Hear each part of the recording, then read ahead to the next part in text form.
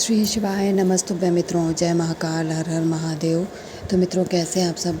आशा करते हैं आप सभी लोग बहुत अच्छे होंगे।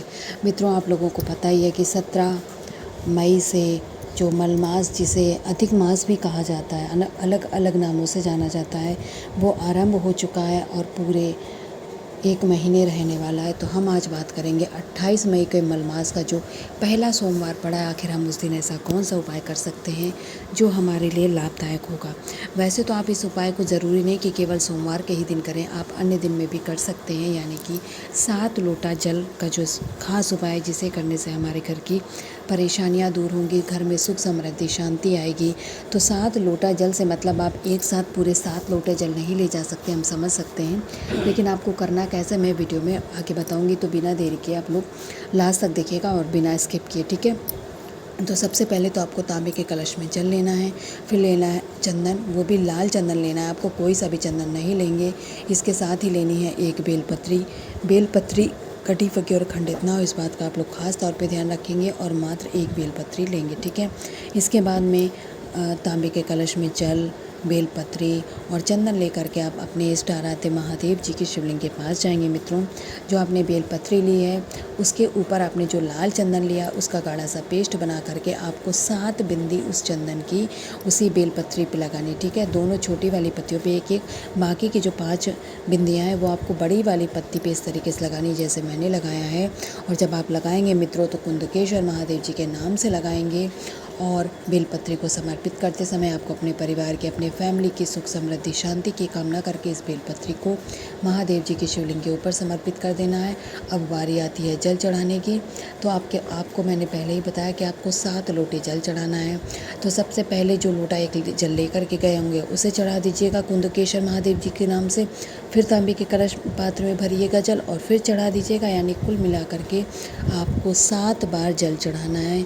यकीन मानिए, यह जो 7 लोटे जल का उपाय है ये बहुत ज़्यादा लाभदायक है आपके जीवन की परेशानियों को दूर करने के लिए। आपको नए रास्ते दिखाएगा, आपके जीवन में खुशियाँ लाएगा। तो ध्यान से करिएगा इस उपाय को। और मैं आपको बार बार बता रही हूँ कि इसे सोमवार के दिन करते हैं तो ज़्यादा लाभ होगा, लेकिन ऐसा नहीं है कि आप सोमवार के अलावा किसी और दिन नहीं कर सकते। आपका मन है, आप करना चाहते तो आप और भी अगले दिन, यानी मलमास के अभी महीना चलता रहेगा तो उसके दौरान आप किसी भी दिन कर सकते हैं। अब बात करेंगे दूसरे उपाय की, जिसे करने से मित्रों आपकी विशेष, आपकी मनोकामना बहुत जल्दी पूरी होती। अब मनोकामना क्या है वो आप अपने मन में पहले ही सुनिश्चित कर लीजिए। तो इसके लिए लेना है आपको एक पुष्प, वो भी लाल कलर का, किसी भी पौधे का ले सकते हैं। गुड़हल का मिले तो गुड़हल का ले लीजिए, गुलाब का ले लीजिए, ठीक है। केवल एक पुष्प लेना है।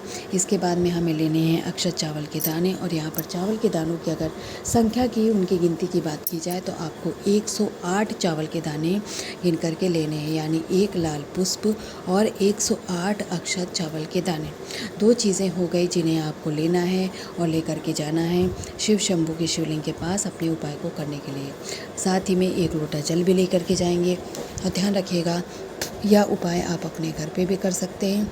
अगर आप नहीं करना चाहते, मंदिर में जाके करना चाहते हैं तो वहाँ पर भी जाके कर सकते हैं। यहाँ पहुँच करके आपने जो लाल पुष्प लिया है उस लाल पुष्प को पहले महादेव जी की शिवलिंग के ऊपर अपनी विशेष, अपनी मनोकामना कह के समर्पित करेंगे। इसके बाद में ये जो चावल के दाने लिए हैं उन्हें आप इसी पुष्प के ऊपर काशी विश्वनाथ महादेव जी का नाम लेकर के मित्रों समर्पित कर दीजिएगा। जो भी आपकी विशेष, जो भी आपकी मनोकामना है उसे महादेव जी से कहिएगा, निवेदन करिएगा इसे पूरा करने के लिए।